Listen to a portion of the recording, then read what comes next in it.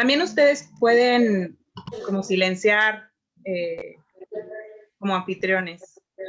Sí, exacto, mejor, porque si vamos a hacer más, siempre Sí, es Mariana, más puedes complicado. explicar ahí. Hola, sí, creo que eso es buena idea. Muy bien. Esperamos un poco más. ¿Qué dices, Carla? Sí, como ustedes quieran. Sí.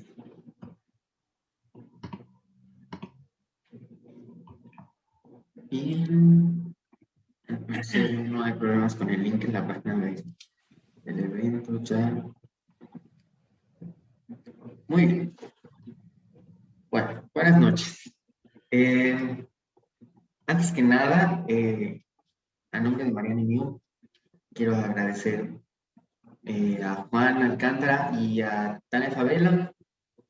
Son dos grandes poetas, maestros académicos de tiempo completo en Libero. Agradezco mucho que hayan aceptado acompañarnos a esta presentación. También quiero agradecer a Juan Manuel Portillo y a Luis Inclán por todo el apoyo que han dado a el proceso de edición del libro de Carla. La primera vez que leí la poesía de Carla fue en una pequeña selección que se publicó en una revista electrónica que se llama Vallejo and Company. Se publicaron 5 más un poemas bajo el nombre de Una piedra sin sombra, título que es tomado de un verso de un poema de Carla. Bueno, yo me entusiasmé, al día siguiente le escribí a Carla para decirle también, al mismo tiempo de que se estaba gestando el proyecto de Abul Ediciones, también le preguntamos a ella si aceptaba que le editemos y después de un tiempo así fue. Bueno, eso como anécdota. Ahora escribí unas pequeñas ideas alrededor de lo que yo pienso que es uno de los símbolos principales del libro de Carla, ¿no? Bueno, 2 símbolos principales, que es el monumento y la escritura en sí. Voy a leer esto y después les iré pasando. Interrumpir 3 segundos. Es que hay gente en espera, en la sala de espera, que no puede entrar. Ah, ok. Me han escrito 2 o 3 personas, Listo, perdón. Perdón. Sí, como que a estar atentos a la sala de espera. Sí, Disculpen ahí, disculpen. sí, hay que quitarlo. perdón. Bueno, Sí, quítenlas. gracias. Perdón. Bueno, sí, voy a leer esto y después seguimos. ¿Qué es un monumento? ¿Cuál es el amplio espectro entre función e intención? Es decir, ¿con qué intención se edifica un monumento y qué función cumple a fin de cuentas una vez que se integra a la cotidianeidad, al paso de las cosas o al lenguaje mismo? El monumento puede llegar a convertirse en punto de encuentro según su colocación, en el norte de un proceso íntimo de orientación mediante su forma. Puede ser intervenido por otros afectos externos, opuestos incluso. Otra de las cosas que caracteriza a un monumento es su patencia pública. Se exhibe lo que se quiere que conste para siempre en la memoria colectiva a manera de un acto político. El monumento funda su fuerza en una proyección futura de lo que está irremediablemente siendo superado todos los días, a cada segundo. ¿Y qué hace que un objeto ordinario adquiera carácter monumental? ¿Puede algo alcanzar a ser desde su destrucción? La piedra que cae en el pozo, una oruga, un bloque de mármol, ¿qué hace que consten? Un monumento apela no a lo subjetivo, sino a la sensibilidad de la época que circunscribe desde la ilusión de un estado original. Frente al monumento está todo lo que hemos perdido y la posibilidad de recuperar en aquello que persiste. Pero, ¿y qué si un objeto que no se hizo con la intención de rememorar se transforma inevitablemente en acontecimiento memorable, por más cotidiano que esto sea? Pienso que no hay objeto más ordinario que la escritura, que la gente escribe todo el tiempo y no lo sabe. Sin embargo, no hay nada más extraordinario que escribir, porque la escritura graba una sensibilidad particular, refinada en el tiempo. Arrastra un recorrido que no podemos ver a simple vista. Claro que la escritura como monumento es también la imposibilidad de escribir.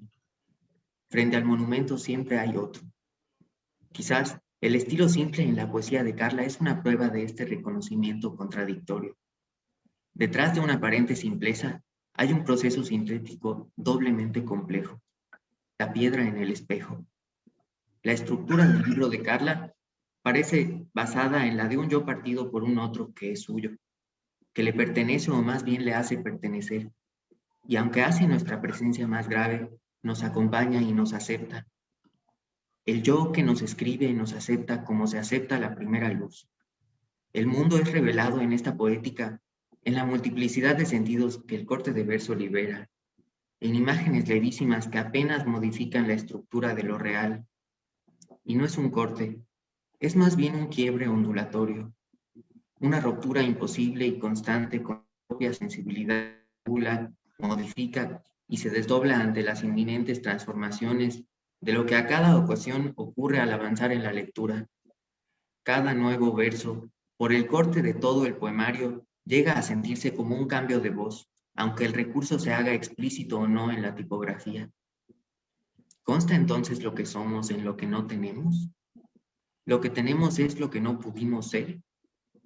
Encuentro un otro, pero que es mío, un tú que es yo, que es un recuerdo de algo que no fue o solo aún no ha sido, una nueva forma de consuelo que se acerca a la existencia resignada, no entendido como aceptación, más bien como transgresión del signo, de la potencia significante del juego de palabras desde el rompimiento con una relación preestablecida.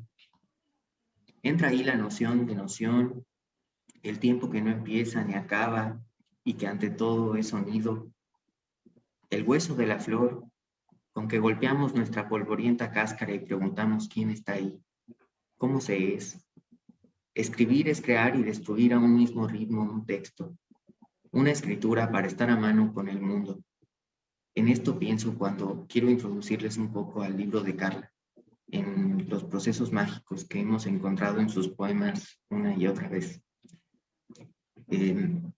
Quiero agradecer mucho a Carla también por haber aceptado y por seguir con nosotros en este proceso, que creo que ha sido de lo más cercano, y acabar con esto y pasarle la palabra a Carla primero. Muchas gracias, Feri, por estas lindas palabras. Pues bueno, a mí me gustaría empezar contando un poco cómo se dio el libro. Como bien dice Fer, fue a partir de una publicación de unos cuantos poemas en Vallejo & Company, en la revista de Vallejo & Company. Y bueno, yo al principio le dije a Fer que realmente no tenía yo ningún libro pensado, ¿no? Más bien tenía una serie de poemas que había trabajado, a veces lo subía a un blog, ese blog se lo había pasado como a algunas cuantas personas, pero sin duda no había pensado como en armar un libro. Y bueno, ya después en conversación con otras personas, incluidas Tania, ¿no? Me dijo, anímate, no pierdes nada, a ver qué pasa. Y empecé a juntar estos poemas, y bueno, estos poemas los hice en los últimos 4 años, más o menos. Es decir, no fueron pensados para estar dentro de un libro, son 16 poemas los que están en este libro, y no fueron pensados para estar dentro de un libro. Sin embargo, en el proceso de estos meses, desde octubre, que Fer me hizo la invitación, pues veo que también han adquirido como otra dimensión al ponerlos juntos. Estos 16 poemas no están en orden cronológico, más bien yo los fui acomodando como a partir de ciertos temas o ciertas similitudes. Y bueno, una de las partes más difíciles, yo creo, fue justamente escoger el nombre del libro, porque como todos estos poemas habían sido hechos como en momentos distintos, ¿no? Y como dispersos, pues sí, me costó mucho trabajo ponerle un nombre al libro, y al final de cuentas escogí La cúpula de Hiroshima, que es un poema, el poema que está en medio. que como bien dice Fer, hace referencia a un monumento que está en Hiroshima, bueno, que es esta cúpula que quedó, de la cual quedó solo la estructura. Es un monumento que cuando yo lo vi me sorprendió mucho, bueno, me conmovió mucho porque sí, el edificio está destruido, pero la cúpula permanece como resistiendo. Y bueno, este poema creo que como que engloba varios de los temas que se abordan en el libro, por un lado como el dolor, pero por otro lado también el resistir, la vulnerabilidad, como el crecer, el cambiar. Y bueno, tal vez sería buena idea empezar con la lectura de ese poema, aunque no sé si sea mejor al final o de una vez. Sí, estábamos pensando en esta presentación que yo fuera leyendo intercaladamente, entonces creo que sería buen momento para leer este poema, tal vez. No sé tú qué piensas, Fer. Entonces, bueno, de estos 16 poemas, el octavo se llama La cúpula de Hiroshima. Son 8 fragmentos que voy a leer. La cúpula de Hiroshima. 1. En verano, pájaros negros vuelan sobre la cúpula. En parejas ascienden, descienden, negros de muerte, llenos de vida, descansan sobre lo que quedó de la cúpula. 2. En verano, los turistas pasean constantemente. Piensan en el dolor al ver el monumento sin distinguir dónde empieza la vida, dónde termina, la muerte, dónde empieza, y realmente no importa lo que les duele. 3. En verano, las cigarras cantan, mientras en silencio el río acompaña a un gato a punto de saltar del muro demolido, pero pronto se vuelve a acostar, como una estatua sometida a un canto ininterrumpido. 4. En verano, ojos negros miran la fragilidad en parejas, contemplan lo que quedó de la cúpula, de los muros, y en cada parpadeo descubren caras esquivas de la eternidad. 5. En verano, las heridas nunca cicatrizan si no se limpian lentamente de adentro para afuera. 6. En verano, anochece lentamente y se encienden luces cálidas al interior de los muros cansados, donde vidas se preparan para decir las últimas palabras del día. 7. En verano, al monumento lo rodean árboles a los que les crece la vida. Lo recorre gente a la que le crece la vida en forma de pelo, uñas y sueños, mientras la cúpula resiste como una araña hecha de polvo y sol. 8. Es verano. Mi corazón recuerda mi pelo suelto, mi vestido corto, el sudor de mi cuerpo que escurría en lo que moría y nacía en mí el verano pasado. Epílogo. Destruido en un instante, permanece un esqueleto. Destruido en un instante, permanece de pie un monumento. Destruido en un instante, los restos respiran, los restos responden, es cuestión de tiempo.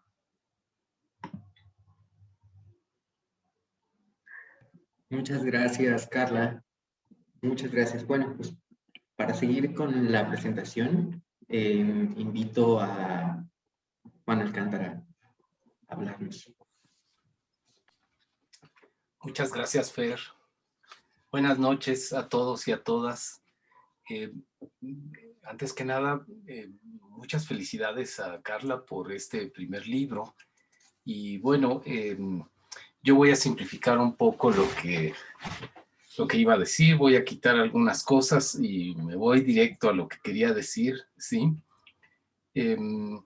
Me parece que lo más importante en este momento, bueno, es escuchar a Carla, oír sus poemas, atender a sus posibles comentarios. Bueno, es lo que ella quiere justamente, por eso ha publicado su libro, por eso nos ha convocado, digamos, para que escuchemos eso. Lo que haré yo, y me imagino que todos lo estamos haciendo, es festejarla, por supuesto, acompañarla en este despegue, ¿sí? Yo lo haré, por supuesto, con mucho gusto, y lo haré comentando los poemas de su libro que más me gustan, los que para mi gusto tienen lo que yo llamaría una fuerza expansiva, y añadiendo además algunos comentarios generales. Sí. Yo veo La cúpula de Hiroshima como un libro diverso, lleno de exploraciones, de búsquedas, de despegues, de brotes, ¿sí? Hay en él, por supuesto, hermosos hallazgos, ¿sí? Y una creciente maestría, eso veo, en el manejo de diferentes recursos o técnicas de las cuales Carla se ha apropiado, ¿sí? No veo inconveniente en decir que algunos de los poemas me gustan más que otros, ¿sí? Y que aún los que más me gustan, ¿sí? Como objetos completos, están cargados también de posibilidades, de futuros posibles, de próximas expansiones, ¿sí?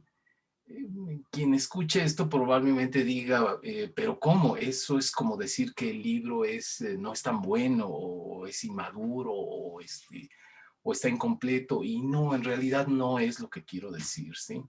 Lo que yo quiero decir es que lo que me interesa más del libro es que está recorrido por una energía, por un dinamismo que no se acaba en el libro y que seguramente dará paso a muchos otros poemas todavía más sabios y más firmes en adelante.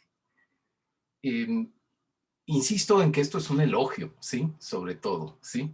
Todos los poetas quisieran que sus libros estén cargados de posibilidades, de esos futuros. Todos quisieran, ¿sí? Que su siguiente libro sea todavía mejor y vaya aún más lejos, ¿sí? No podría ser, me parece, de otra manera. Un libro perfecto, acabado, cerrado por sobre sí mismo, es de alguna manera una mala noticia, ¿sí? Yo ahí quiero citar como ejemplo Trilce, uno de los libros, el próximo año cumple 100 años, uno de los libros más influyentes en la poesía latinoamericana, en lengua española, sin duda. Y es un libro lleno de esos futuros, de esas posibilidades, ¿no? Y por lo tanto es inevitable que en el mismo Trilce, que es un gran libro, pues haya algunos poemas que nos gustan más que otros definitivamente, ¿no? En fin. No es pues un libro perfecto en ningún sentido, ¿sí? Pero bueno, lo importante es esa energía y esa proyección, ese buen comienzo, ese despegue definitivamente. Bueno, ¿cuáles son pues los poemas que más me entusiasman en el libro de Carla? De hecho, todos me parecen interesantes, pero los que más me gustan son precisamente aquellos en donde puede encontrarse, desde mi punto de vista, una mayor conciencia de la forma, yo diría, voluntad constructiva, ¿sí? Esos poemas en los que el poema es más claramente una composición, resultado de una búsqueda, de una insatisfacción y de un rechazo por las soluciones más comunes, por las soluciones más vistas y más trilladas, ¿sí? Esos poemas a los que me refiero se distinguen incluso a simple vista por su formato más complejo, digamos, más elegante, un formato que busca ser visto y no pasar desapercibido. Yo diría que ahí hay un desarrollo de lo que he llamado dimensión notacional, ¿sí? Aludiendo en esta dimensión notacional, por supuesto, a la notación musical con la que se escribe la música, ¿no?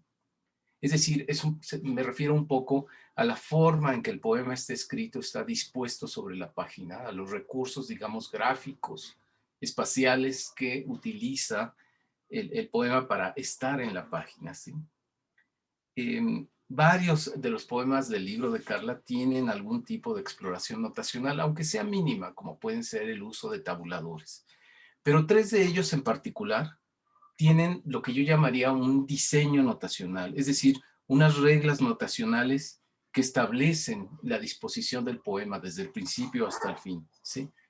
Cuando hay esto, me parece que se produce en el poema una musicalidad más firme, más notoria y más significativa, ¿sí? Es decir, todos los poemas tienen algún tipo de musicalidad, por supuesto, pero en esos 3, la musicalidad está organizada en bloques que se alternan, se responden o se oponen, creando ritmos más complejos y melodías más nítidas y desarrolladas. Es decir, se trata de una musicalidad organizada y por lo tanto potenciada, ¿sí? Véase, por ejemplo, ese poema que se llama Polvo en la habitación, ¿sí? Ahí tenemos dos tipos de letra, ¿no? Por un lado están las itálicas, ¿sí? O cursivas, y por otro lado están la letra bold o las negritas, que se van alternando a lo largo del poema, ¿sí? Hay a la vez tres posiciones dentro del poema, ¿no? El centro, la derecha y la izquierda, ¿sí? Y bueno, el poema va fluyendo entre esos dos, entre esas dos tipos de letra y en esas tres posiciones, ¿sí? Creando de alguna manera un dibujo sobre la página. Es un juego flexible y sugerente. El poema, me parece, puede leerse prácticamente a dos voces, ¿sí? No a la manera de un diálogo, ni de una superposición de voces, cosa que por lo demás en poesía es imposible, ¿no? Es decir, que una voz se oiga o se lea al mismo tiempo que otra, ¿no?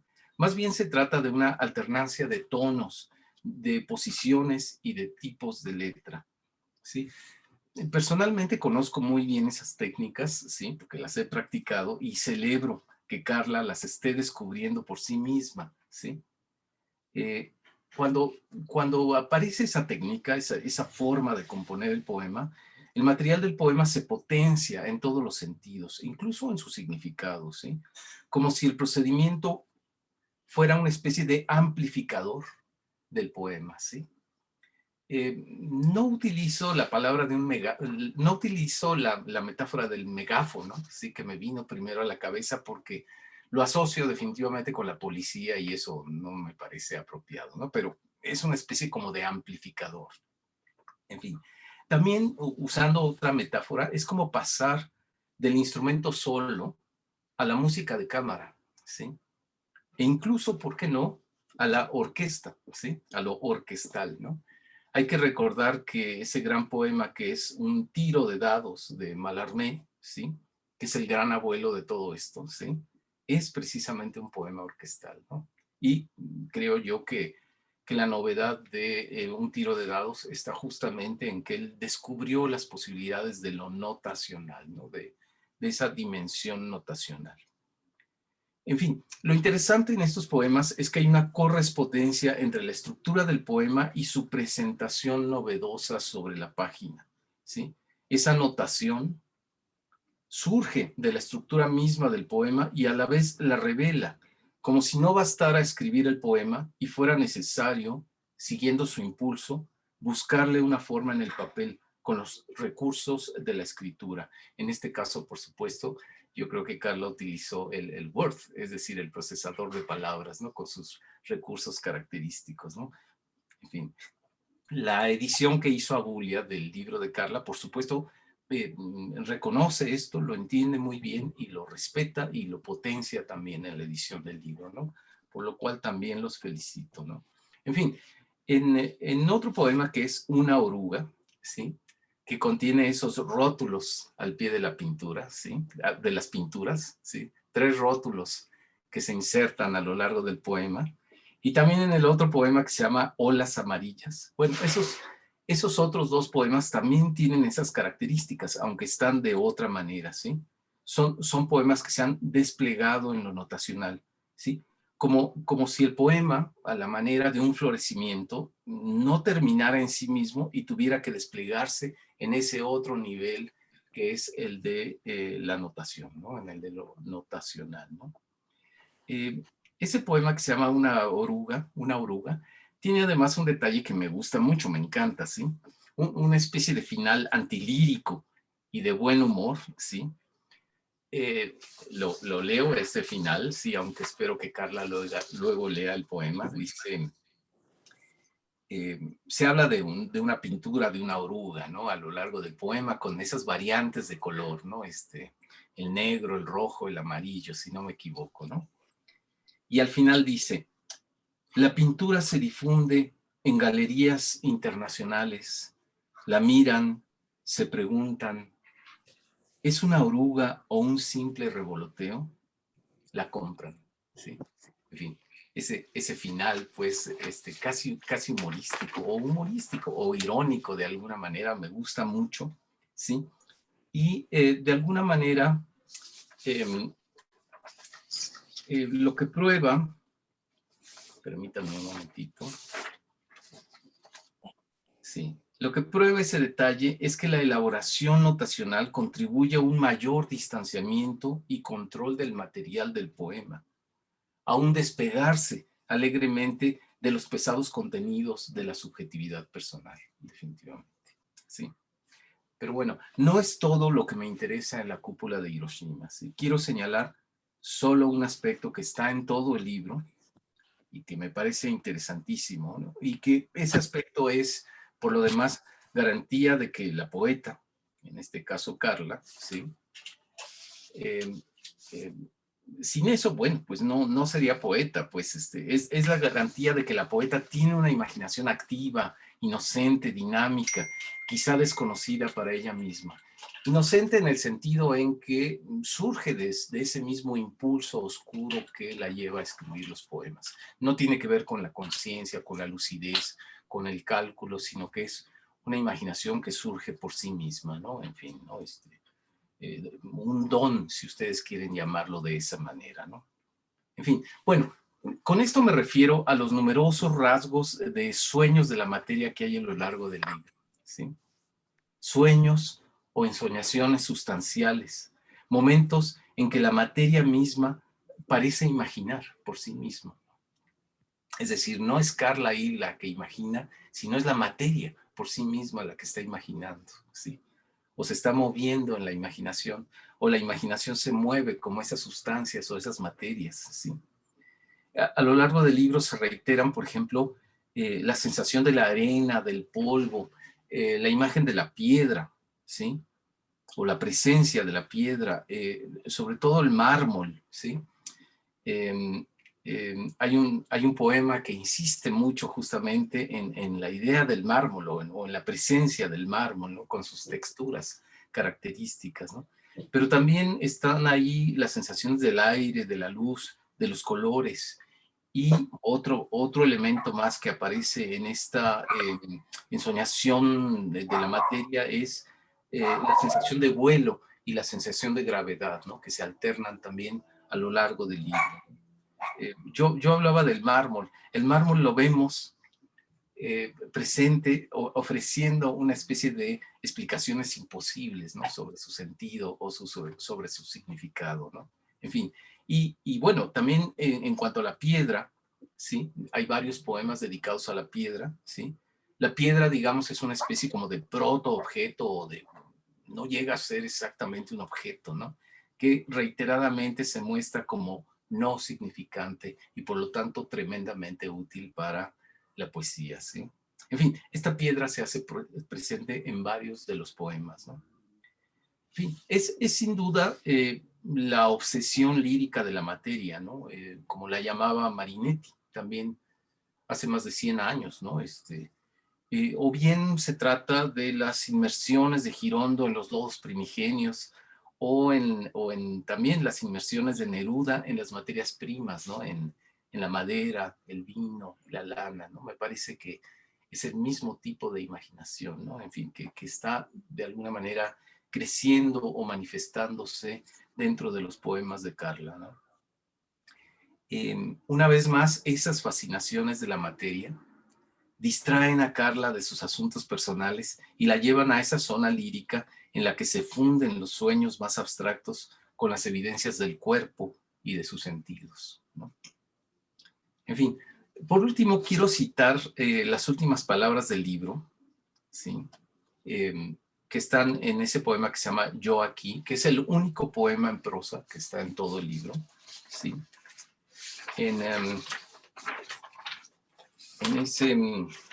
ese poema leo la última parte, dice, me parece que ahí lo que hay es una personificación del árbol, ¿no? Como si el árbol hablara por sí mismo o tuviera conciencia de sí mismo, o como si Carla de alguna manera se estuviera disfrazando de árbol, o no sé si Carla, pero de alguna manera quien quien habla en primera persona en el poema, ¿no? En fin.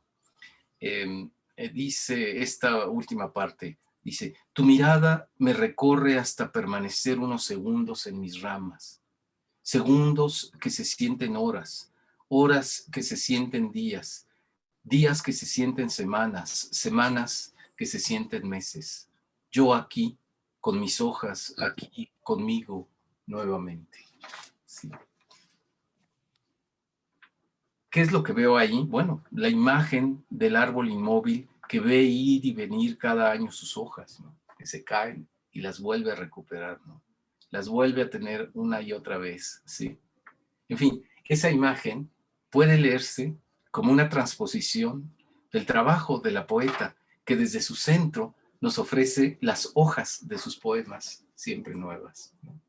Me parece que esa imagen es muy interesante y se puede leer de esa manera, ¿no? Ojalá veamos muchas más de esas hojas y muchas felicidades, Carla, por tu libro. Sí. En fin. Bueno. Muchas gracias, Juan. Muchas gracias. Carla, no sé si quieras decir algo y de paso leer otro poema antes de que pasemos con Tania. No, Juan, muchas gracias, qué bonitas palabras. Sí, justo creo que algo que yo también me doy cuenta, como un poco tomando distancia ya del libro, es que sí es muy evidente que hay como en unos poemas una preocupación por la forma más que en otros. Y sí creo que como a fin de cuentas uní todos estos poemas en un libro, como al hacerlos yo no era consciente como de todos estos intentos que estaba teniendo o que he estado teniendo como durante estos años. Pero sí me llama mucho la atención que en los poemas más formales o visuales, por ejemplo, en La Oruga, en Polvo en la Habitación y en Olas Amarillas, o sea, un poco el poema surgió en la escritura, o sea, tal vez yo había guardado alguna nota por ahí, o sea, tal vez surgieron como de alguna nota o de algún recuerdo o de alguna sensación, pero solo en el momento como del trabajo fue que surgió esa forma y como que el poema se dio así. Entonces, como que también la forma es algo muy, muy complicado de predeterminar, ¿no? Yo diría que ninguna forma la pensé antes del poema, sino que surgió como mientras trabajaba en él. Entonces, como que me da mucho gusto que pues sí, como que se vea al final esta preocupación, como más esta dimensión notacional que tú le llamas, como que creo que sí es algo que surgió como en el trabajo con como el poema en el Word, en ese momento. Y bueno, no sé, el poema, bueno, Polvo en la Habitación que mencionas, lo practiqué con Tania, entonces tal vez sería buena idea, bueno, tal vez podría leer Olas Amarillas primero, que también es un poema que mencionas, y luego Polvo en la Habitación con Tania, también para después introducir a Tania, no sé, ¿sí, Fer? Buena idea. La Oruga, les decía Feria Mariana, que me cuesta trabajo leerlo, no sé por qué, como que siento que es más visual, pero bueno, también lo podemos sino mostrar. Bueno, voy a empezar con Olas Amarillas. Déjame encontrar, lo quiero encontrar. Ok. ¿Lo proyectamos, Fer, o lo...? ¿Sí? Bueno, o lo puedo leer. Ok.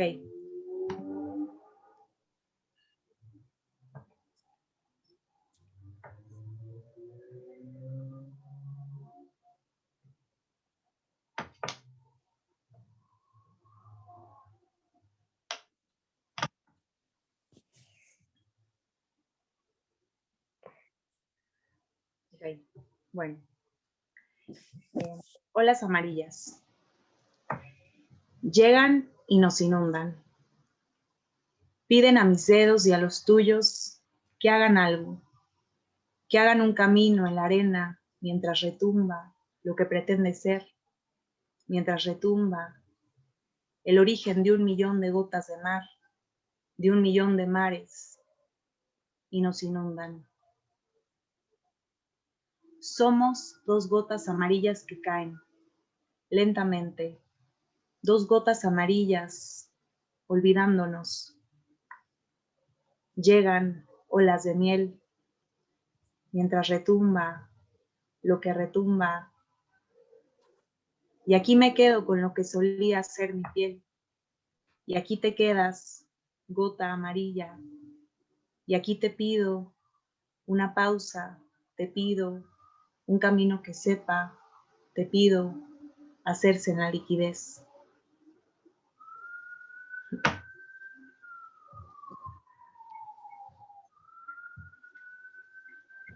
Bueno, y ahora sería la lectura en conjunto con Tania, ¿no? De Sí. Polvo en la habitación. Sí, bueno, este es uno de los 3 poemas que mencionó Juan, que tienen como este componente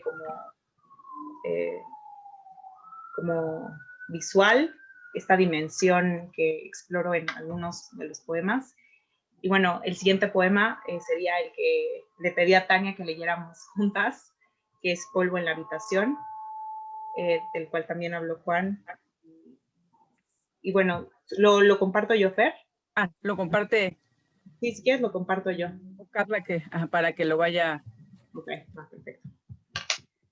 Okay. Ya empecé a compartirlo. Yo también. Bueno, lo suelto si quieres. No, a ver, si quieres tú. ¿O yo? ¿Cuál tú, Carla, para que tú lo vayas bajando conforme vamos? Ok. Por ahí hay algunos micrófonos abiertos, Fer, creo, que se oyen como voces. Ok. Así ves, así logras ver todo. Sí, un poquito más, Ay, perfecto. Gracias, Carla.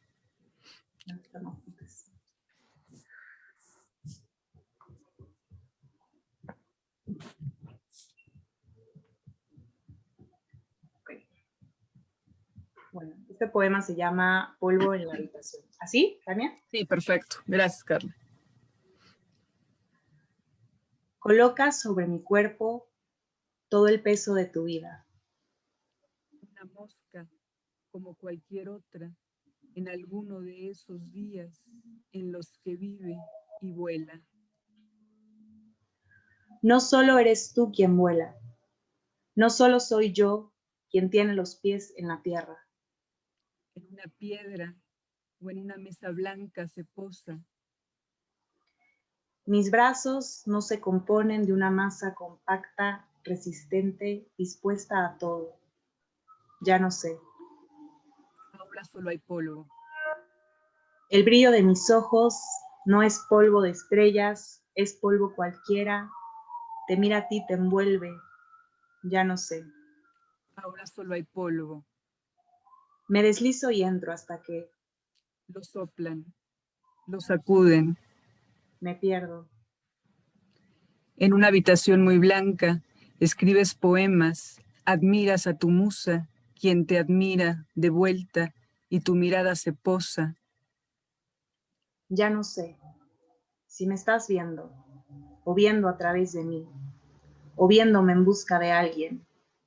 En el mármol de la mesa, en el mármol de la pared, en el mármol de la estatua de mármol. Soy el polvo, acumulado en el agujero de la grieta que te mira. En los ojos de mármol de la estatua.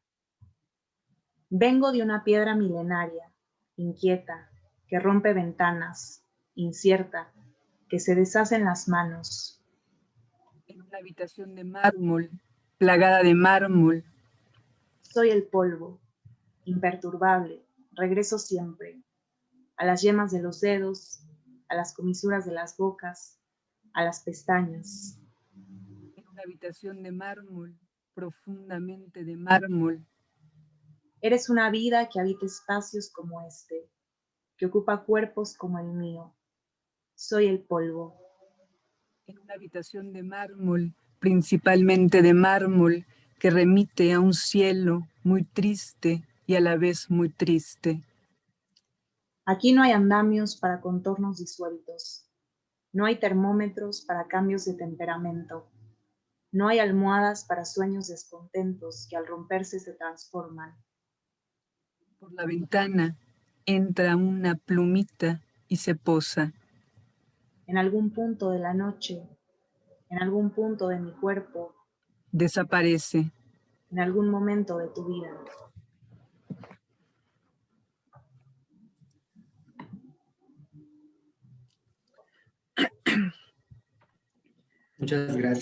Muchas gracias Carla y Tania por acompañar a Carla en la lectura. La verdad es que es un poema que sí, desde lo visual ya te hace pensar en esa lectura en conjunto. No sé si ahora quieras tú seguir hablando, Tania. Perfecto, sí. Déjame... Ok, ya, quería ponerme... Perfecto. Bueno, pues antes que nada, pues agradecer mucho la invitación, ¿no? De Carla, ¿no? De Fer, de Mariana, ¿no? De la editorial Abulia. Estoy muy contenta, ¿no? De estar aquí, de presentar el libro de Carla, ¿no? Muy contenta por muchos motivos, ¿no? De entrada porque, pues, le tengo mucho cariño a Carla y a Abulia, ¿no? Es decir, los conozco desde hace tiempo, he visto cómo han trabajado, ¿no? Y me alegra, pues, ver, ¿no? Este trabajo tanto como editores, como poetas. Sí. Entonces, bueno, pues, muchísimas felicidades, ¿no? Y escribí un texto, entonces voy a leer el texto, es un texto pequeño, es un texto corto, que trata de, pues, de registrar algunas de las cosas que me llamaron a mí la atención, ¿no? Del libro de Carla, ¿no? Entonces comienzo con la lectura. Dice: quiero leer una cita de Olvido García Valdés para, a partir de ella, pensar la cúpula de Hiroshima de Carla Rivera Pastrana, que es el libro que hoy nos reúne.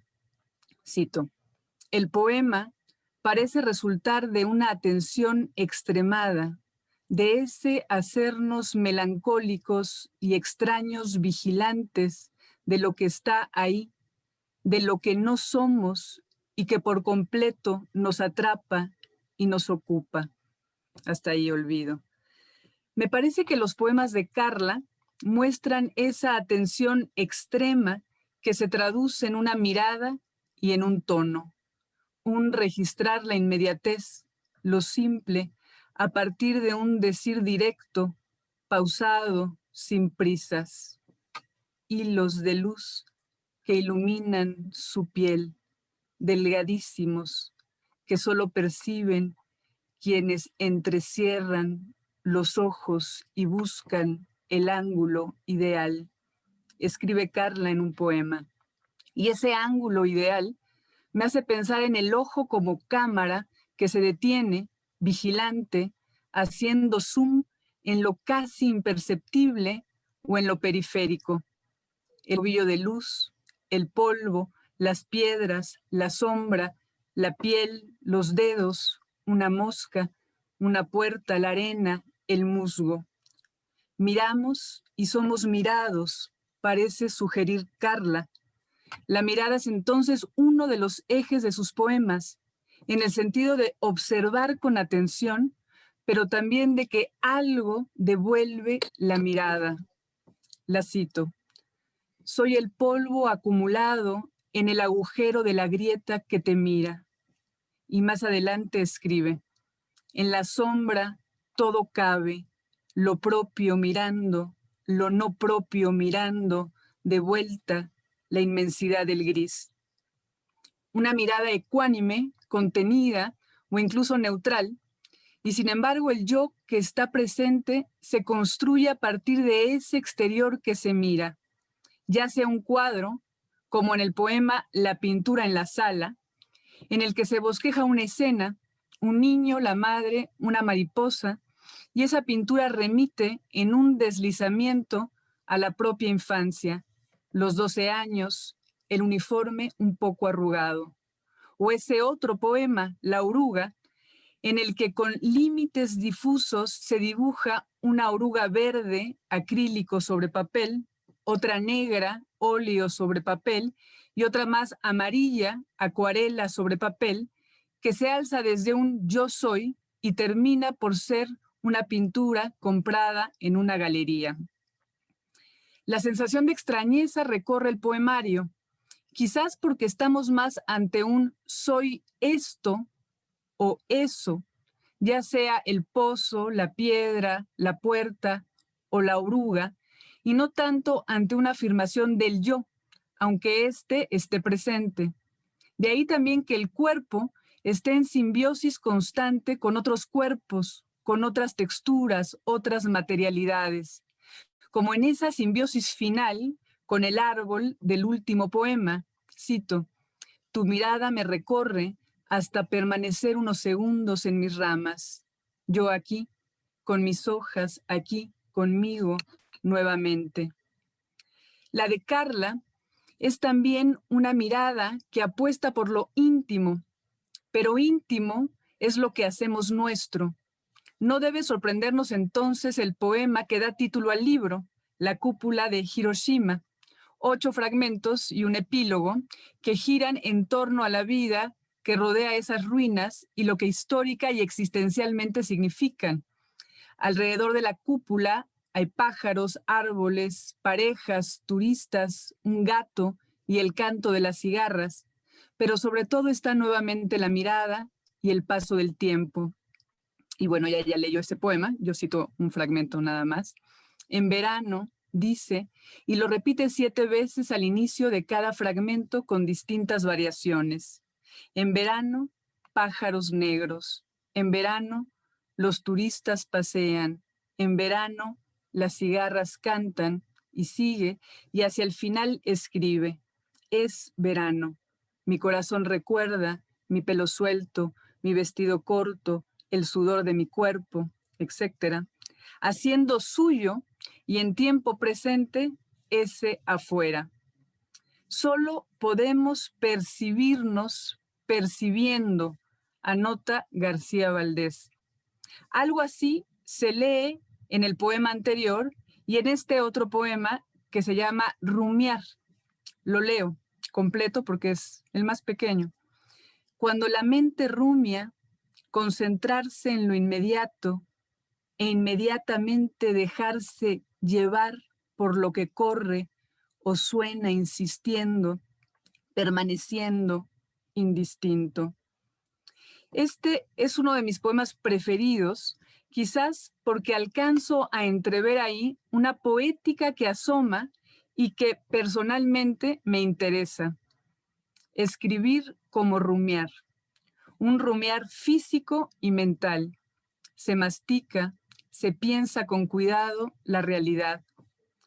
Como esas vacas que rumian la hierba, la poeta rumia las palabras, se alimenta de ellas, se detiene ante ellas y a partir de ellas se apropia de su entorno. Al parecer, alimento y reflexión van juntas en el libro de Carla, pero la reflexión entra en los poemas como un material más, como la piedra, la arena, las gotas de agua, sin intentar tomar el control. También la reflexión se rumia, y se rumian los afectos que pasan por el amor y el desamor, por la soledad y el extrañamiento. Texturas emocionales, todas estas, que atraviesan el libro. Además de las palabras y las cosas, están los espacios en blanco, la disposición de los versos en el espacio de la página. Carla piensa sus poemas en el espacio, los dibuja, desplaza un poco algunos versos o los centra, poniendo especial atención a la relación entre las palabras y los silencios. No me extraña, por lo tanto, que dedique uno de sus poemas al artista coreano Lee Ufan y en particular a las piedras de Lee, con las que dialoga y de las que aprende. La palabra, como la piedra, debe encontrar su lugar. Hay unos videos muy hermosos de Lee Ufan, ¿no?, para quien quiera verlos, ¿no?, acomodando sus piedras, ¿no?, en diferentes espacios, ¿no?, muy interesantes, ¿no? Un artista realmente zen, ¿no? Pero bueno, sigo. Y ya con eso termino. Hay otros diálogos al interior del poemario de Carla, algunos explícitos, como el poema dedicado a Blanca Varela, y otros implícitos o que a mí me pareció escuchar detrás de algunos versos. Ya me dirá Carla si están ahí o no. Ecos de João Cabral de Meloneto, de José Watanabe o de Oliverio Girondo. Tras este breve recorrido, solo me resta felicitar a Carla y a los editores de Abulia. Y ya no me encuentro, ni encuentro el... Ah, ya que estoy. Sí, ok. Pues muchas felicidades, Carla, muchas felicidades, Abulia, Fer, Mariana, y muchas gracias por la invitación. Muchas gracias a ti, Dani, también por lo que le escribiste a Carla. Sí, creo que como había dicho Juan antes, un poco, quizás ese es el objetivo, ¿no? De publicar, que tu escritura vaya generando también más escritura. Carla, no sé si quieras seguir pues, hablando después de lo que Tania ya dijo. No, me siento muy halagada tanto por las palabras de Juan como por las palabras de Tania. Son poetas que admiro mucho. En ese sentido también quiero agradecerles mucho haber aceptado como participar en esta presentación. Yo empecé a leer poesía en la licenciatura, o sea, yo realmente antes no me había acercado y fue gracias a ustedes. Entonces sí creo que, bueno, no sé, es como para mí un privilegio haber podido tenerlos como profesores y ahora tenerlos aquí como, es como medio irreal escucharlos decir estas cosas. Y bueno, respecto a algunas cosas de las que dice Tania, o sea, sí creo que yo también, o sea, como me he dado cuenta que en algunos de mis poemas existe como esta necesidad como de percibir o de como expresar a partir de una mirada que no necesariamente es, busca representar la realidad, sino como más jugar con como la percepción como tal. Y bueno, varios de los poemas que mencionas, Tania, pues sí, creo que son poetas que leí gracias a ustedes, ¿no? Olvido García, José Watanabe, especialmente son poetas que admiro mucho y que he leído, entonces, pues sí, sin duda hay algo de ellos, y Blanca Varela también. Igual y, no sé, puedo leer el de Liu Fan o el de Una puerta, que también habla como sobre esta percepción distinta esta percepción de la realidad. Entonces, bueno, voy a ir a Una puerta. Este poema también se lo dedico a Feria Mariana. No está en el libro, pero bueno, ayer hablábamos de este poema y bueno, se los dedico a ellos ahora. Nada más lo encuentro.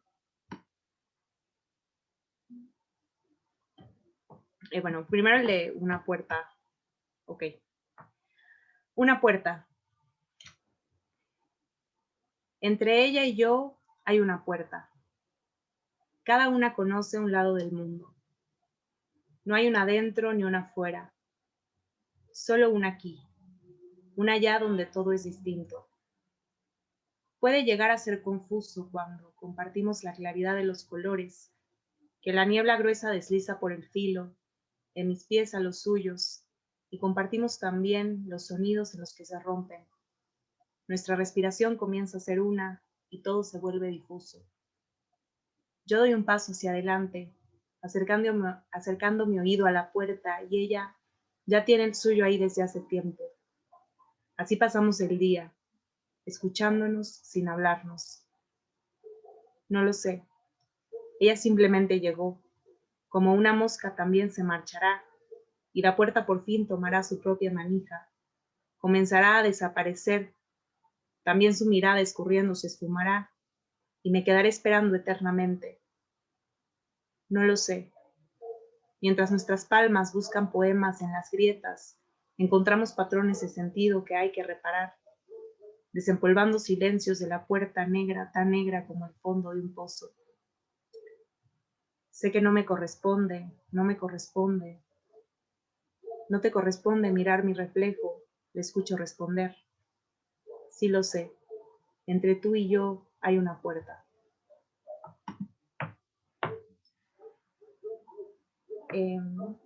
Y bueno, no sé qué otro poema, igual el de Liu Fan, que también es un poema que sí surge justo a partir de una obra de Liu Fan. Liu Fan es un artista que trabaja mucho con piedras, y esta obra en particular es una en la que sí está en el museo de Liu Fan, y es una piedra que hay una luz encima de la piedra que proyecta una sombra, ¿no? Hay una sombra de la piedra, y en esa sombra se proyectan distintos videos en el museo de Liu Fan. Entonces, bueno,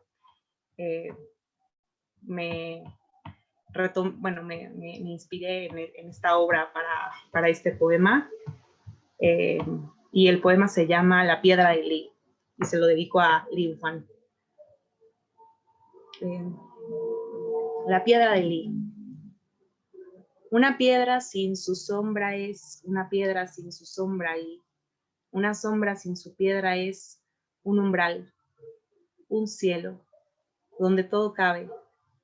Gente cruzando la avenida, ondas de mar ahondando en sí mismas, un cielo. En la sombra todo cabe. Lo propio mirando, lo no propio mirando de vuelta a la inmensidad del gris. Todo cabe en la sombra de la piedra de Li, pero la piedra sin su sombra no lo sabe. Y bueno, ya no sé, Fer, que...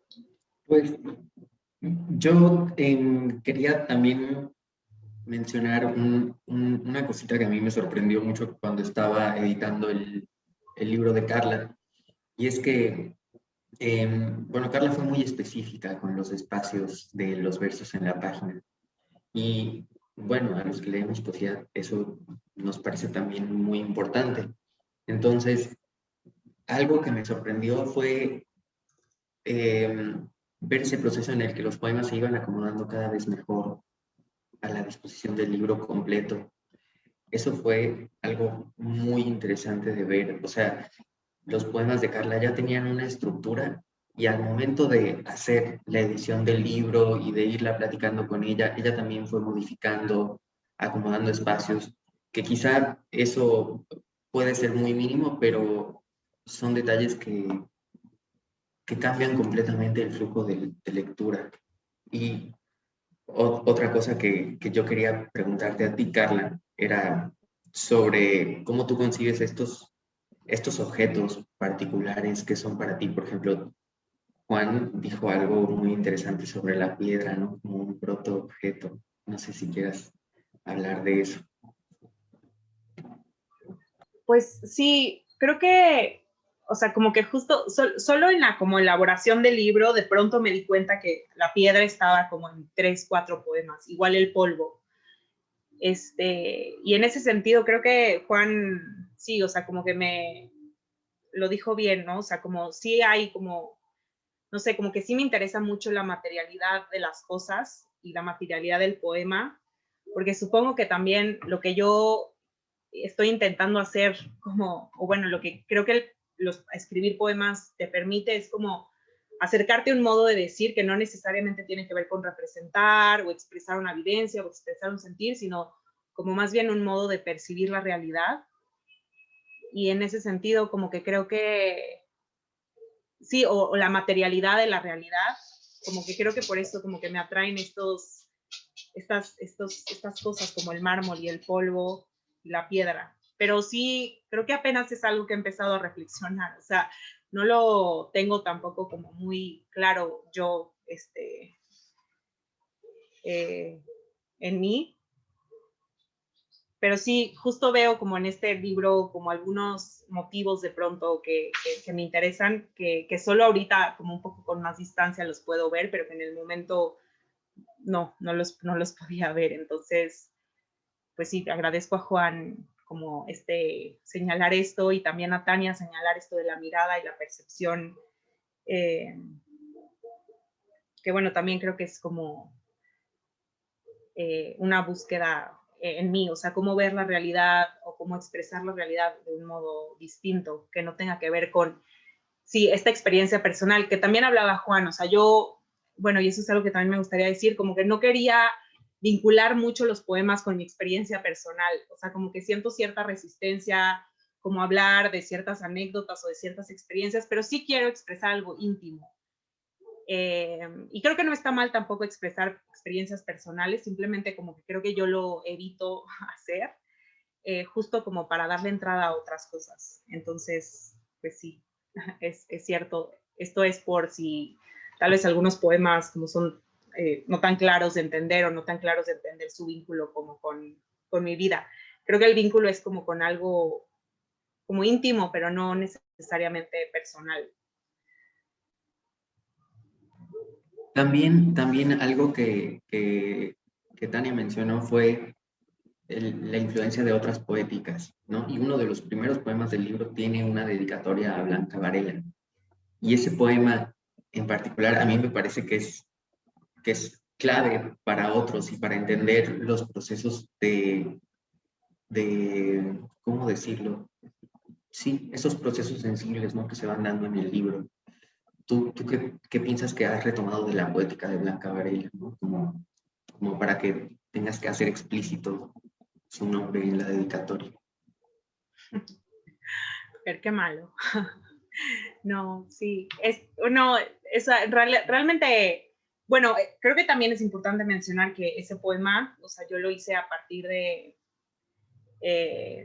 un taller que tomé con Paula Gallo, a la cual también le agradezco mucho como el espacio que ha creado en sus talleres de escritura que ha hecho durante la pandemia. Para mí ha sido como uno de los espacios más especiales que he tenido en esta pandemia, los talleres de Paola, también los talleres de las Amigas Íntimas, que es una editorial de unas chicas argentinas, que son Milagros Rojas y Catalina Berarducci, que también como que sí como que me he encontrado con lecturas distintas en estos dos talleres, tanto el de Paola como el de las Amigas Íntimas, que también como que me han hecho como que explorar, intentar distintas formas.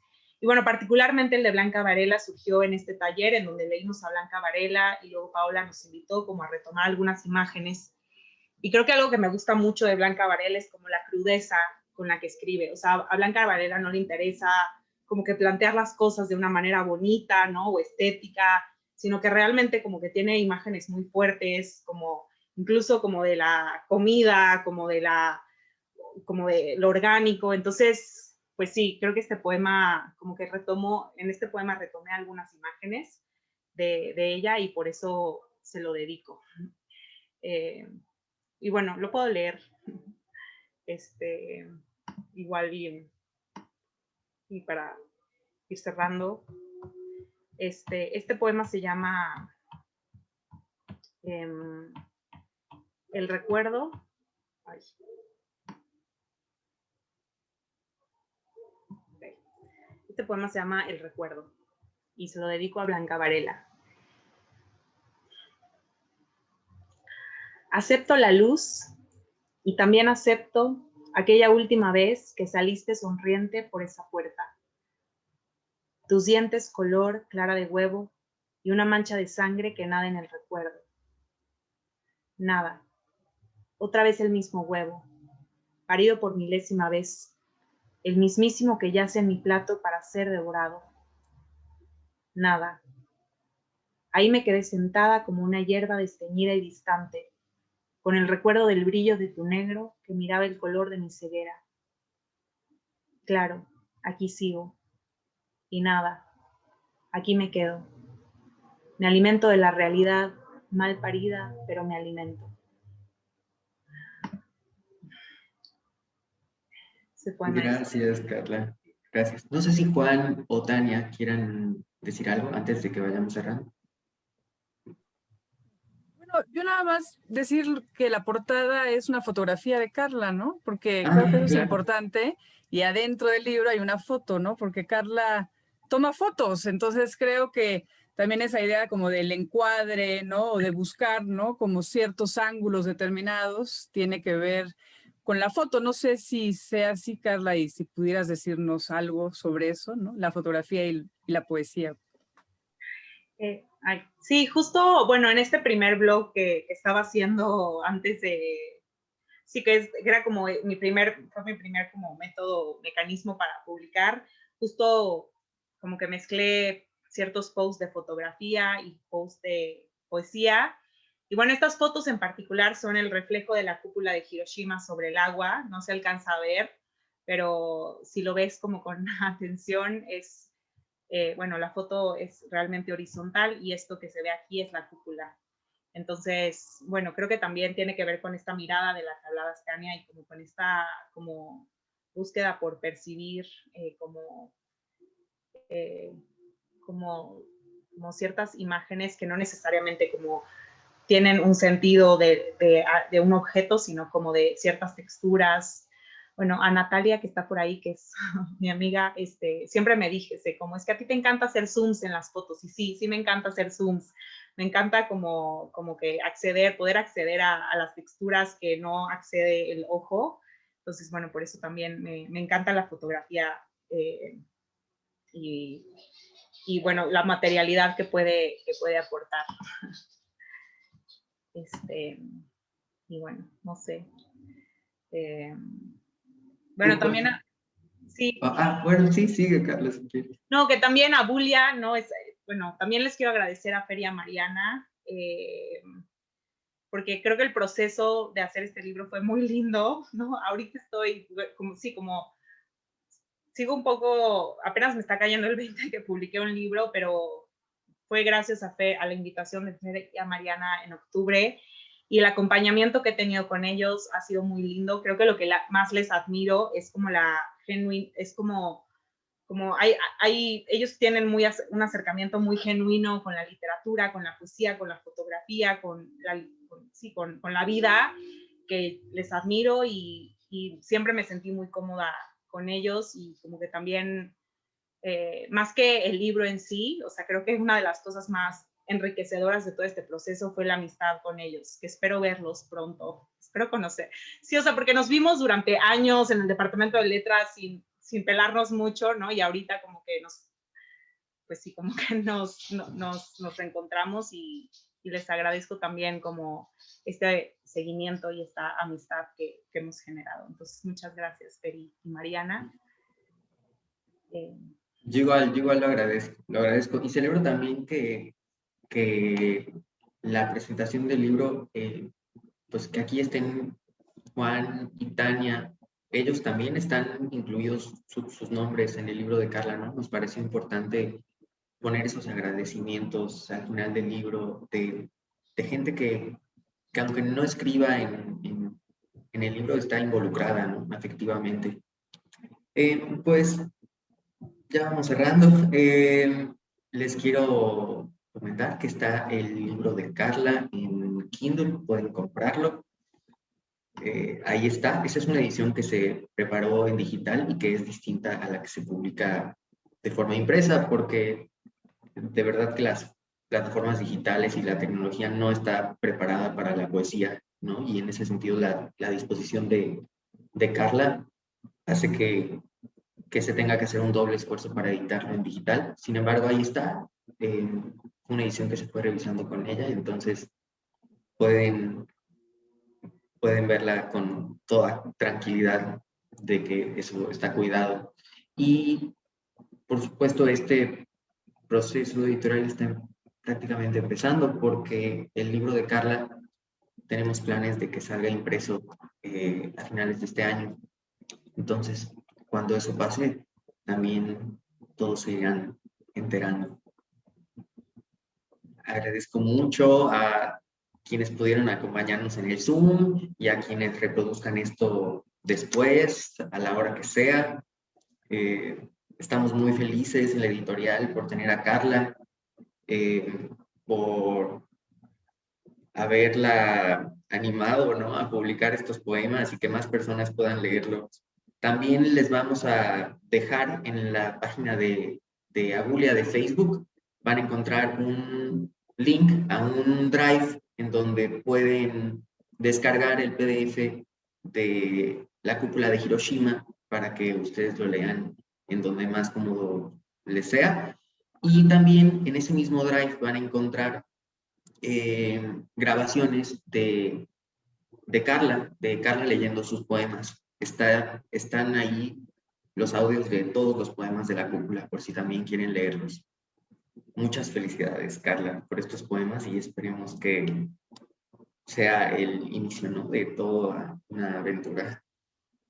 No, muchas gracias, Fer. Y otra vez muchísimas gracias, Juan y Tania. Todavía no lo voy a poder superar en mucho tiempo que ustedes hayan estado aquí. Los quiero y los admiro mucho y gracias por también haberme introducido a la poesía. Sin ustedes no hubiera sido así, no hubiera sido lo mismo y muchas gracias.